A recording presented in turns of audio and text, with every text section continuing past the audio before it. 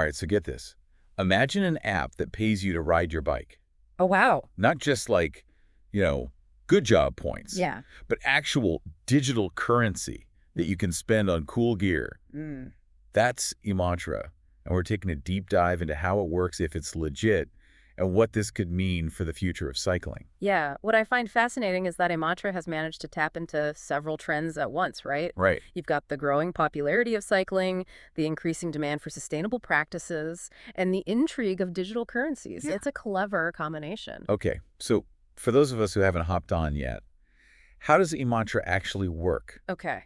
Is it as simple as it sounds? It really is surprisingly user-friendly. Yeah. You download the app, hit start before your ride, and their algorithm tracks your distance. The cool part is it's not just distance. Right. It factors in things like terrain and effort, so it's fairer in terms of how many coins you earn.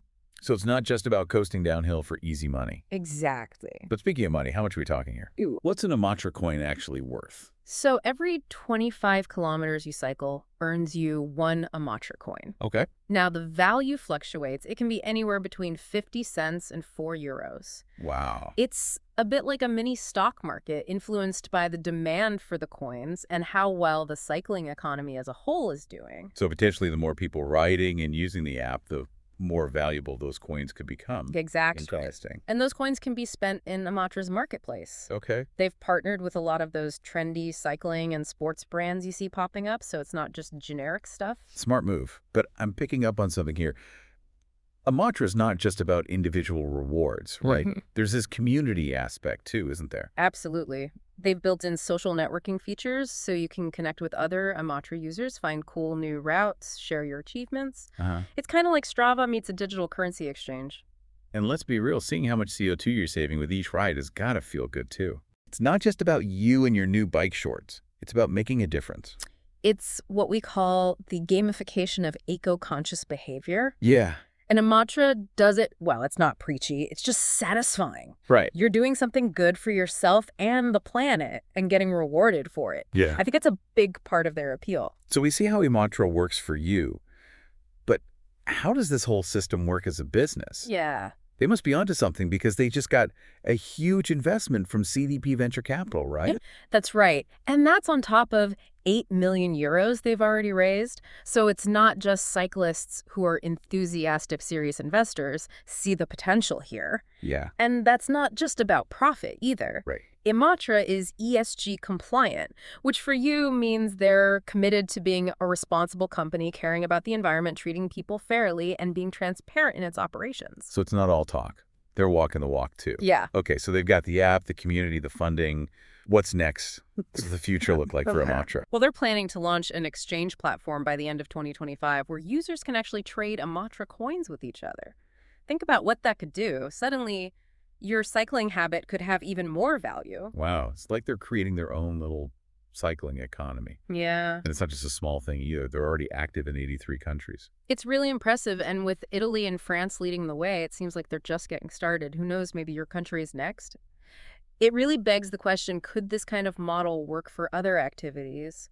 What if you could earn digital currency for walking to work, choosing eco-friendly products, all those little things that add up? It's like a whole new way of thinking about rewards and incentives. Yeah. But I'm curious, where did this whole Imatra thing even come from? Who are the brains behind it? So Imatra was founded back in 2023 by 2 Italian guys, Manolo Bianchini and Luca Celli. From what they've said, their big vision was building a global community for everyday cyclists, the non-pros, the people who just love to ride. They wanted to connect those folks, make cycling even more fun, and use that passion to make a positive impact. I can see why that resonated.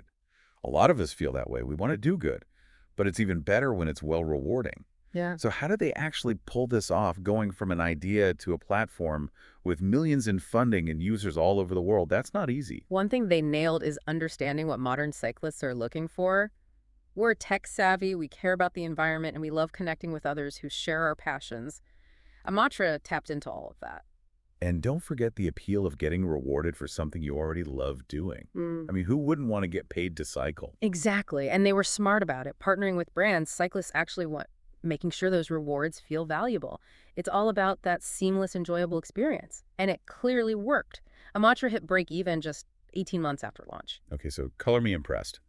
But this exchange platform they're launching, that's a whole other level, isn't it? Imatra Coins going from app-specific to, who knows, maybe you'll be buying groceries with them someday. Imagine that your cycling habit could become a legitimate part of your financial life.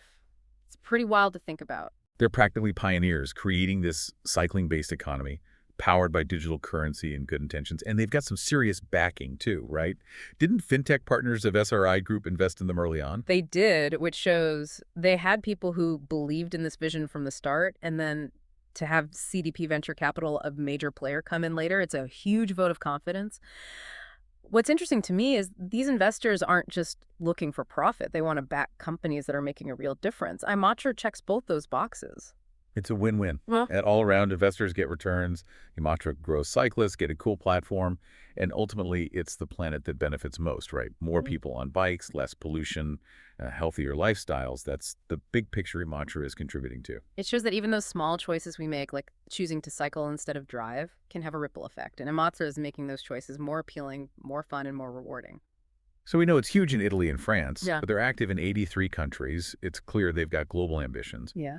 What do you think is Imatra going to be the next big thing in cycling? Well, if they keep this momentum going, I don't see why not. They've got a solid business model, a passionate community, and a vision that aligns perfectly with what a lot of people are looking for right now. Imatra is a great example of how technology can connect us, improve our lives, and build a better future.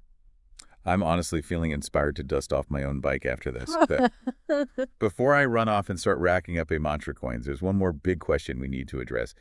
We've talked about how well Imatra is doing, but is this just a one-off? Or is it part of a bigger shift we're seeing with companies realizing that being sustainable isn't just good PR, it's good business? I think it's definitely part of a larger trend. Companies are realizing that consumers, especially younger generations, are more conscious than ever about the impact their choices have. Right. They want to support businesses that align with their values, and they're willing to vote with their wallets. And Mantra's definitely tapped into that. It's like they've figured out a way to make doing good well fun and rewarding. Yeah. But remember earlier when we were talking about earning for other activities, like what if this was the future not just for cycling? That's a really interesting thought.